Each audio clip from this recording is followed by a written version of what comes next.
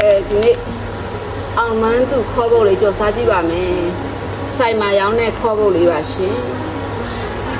ဘယ်လောက်ရလဲဆိုကြည့်လိုက်မယ်နော်ဒီတစ်ထုပ်ကိုကြော်ရင်ပကံနဲ့ဘယ်လောက်စားရလဲဆိုကြည့်လိုက်မယ်နော်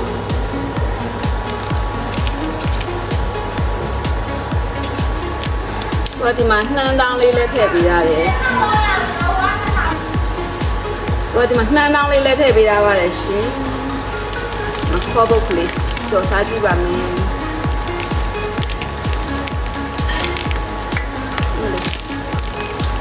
ကောင်းနေတော့ကောင်းမှပုံမယ်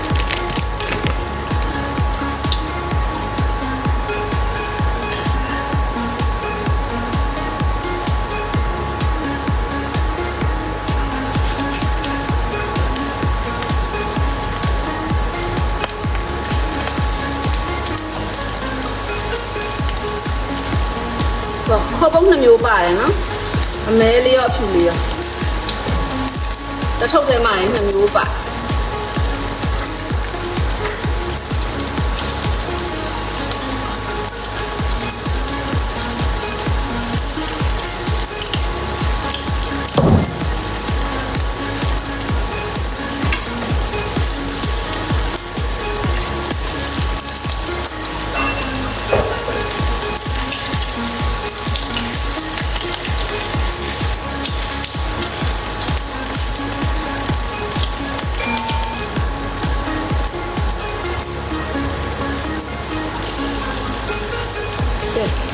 တော့မြင်တော့ကောင်းလားမကောင်းလားဆိုကြည့်လိုက်တော့ကတ်စီ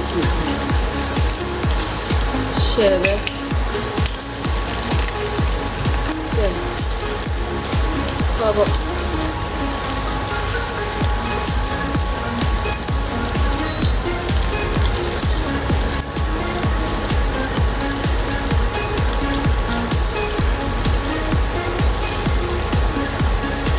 အကျွေးမကျော်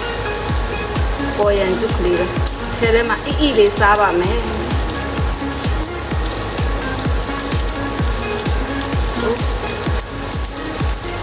ကျူးအောင်ဒီကုန်ဝဲ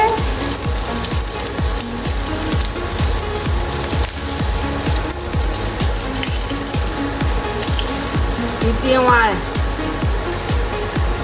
နေသားမသိတော့ဘယ်လောက်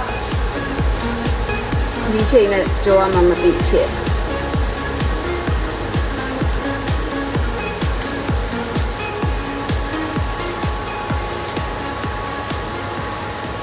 ကဲဒီပကံများရပါတယ်ရှင်ညာနှမ်းတုပ်ကလေးလည်းပါပါတယ်